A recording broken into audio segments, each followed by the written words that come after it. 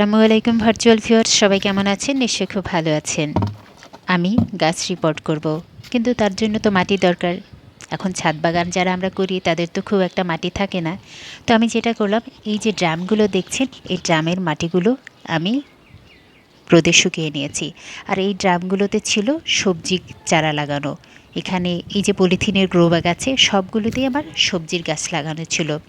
তো 2 মাস হয়ে গেছে, আমার সবজির গাছগুলো মরে গেছে। আমি তারপর কিছু লাগানোর সময় পাই নাই, বিকজ আমি বাসাতে ছিলাম না। এই যে রজনীগন্ধার কিছু বাল্বও আছে, সেটাও আমি রিপোর্ট করে দেবো ইনশাআল্লাহ।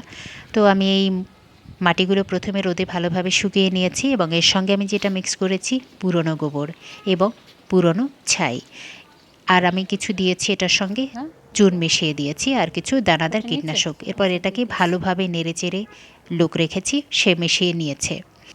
প্রথমে আমি চেরি গাছটি রিপোর্ট করব। তো আমি ড্রাম থেকে চেরি গাছটি আলাদা করে নিয়েছি। দেখুন কতটা রুট হয়ে গেছে। এখন এই রুটগুলো সব চেঁচে চেঁচে ফেলে দিতে হবে, তবে খেয়াল রাখতে হবে গাছের মেইন শিকড়ের তেমন কোনো যেন অসুবিধা না হয়। অবশ্যই এখানে মেইন শিকড় লক্ষ্য করাটাও ভীষণ ডিফিকাল্ট হয়ে যাচ্ছে। তো সে যাই হোক, আমি এই আনাড়ি ব্যক্তি প্রথমে এরকম বড় গাছ রিপোর্ট করছি না। আনাড়ি নয়, আমি এর আগেও রিপোর্ট করেছি, আলহামদুলিল্লাহ সেগুলো বেঁচে গেছে। এইভাবে রুটগুলো সব বের করে দিয়েছি। তো এখানে আমাকে হেল্প করছেন আমার আপু। আর এই যে মাটি রেডি করেছিলাম সেটা ড্রামে ভরে নিয়েছি, দেখতে পাচ্ছেন।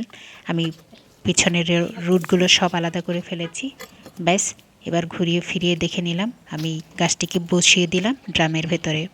এবার এর চারপাশে আমি মাটি দিয়ে দেব, এবং কিছুটা প্রেশার দিয়ে দিয়ে আমি মাটিটা ভালোভাবে বসিয়ে দেবো, যাতে করে কোনো বাতাস না থাকতে পারে। বাতাস থাকলে কিন্তু পানি জমে ওটা পচতে শুরু করবে। ব্যাস, আবার হয়ে গেল চেরি গাছ রিপোর্ট করা।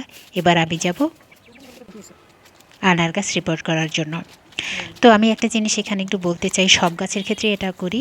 রিপোর্ট করার সময় যখন ড্রাম থেকে গাছ বের করবেন, তখন এরকম রশি দিয়ে গাছ মাঝ বরাবর বেঁধে নেবেন, কারণ ডালপালাগুলো ছড়ানো থাকে। যখন এটাকে রোল করবেন তখন এটা ভেঙে যেতে পারে। দেখুন কি সুন্দর আমি বেঁধে রেখেছি। এখনও এইরকম ড্রামে আমি বসিয়ে দিয়েছি সুন্দর মতো। ইনশাল্লাহ কেমন সুন্দর হয়েছে, আলহামদুলিল্লাহ। আমার মতো করে রিপোর্ট করে নিতে পারেন। দেখবেন আপনার গাছের ফলগুলো যখন ঝরে পড়ছে, কিংবা ছোট হয়ে যাচ্ছে, কিংবা শেপ নষ্ট হচ্ছে, তখনই রিপোর্ট করার আদর্শ সময়। Thank you.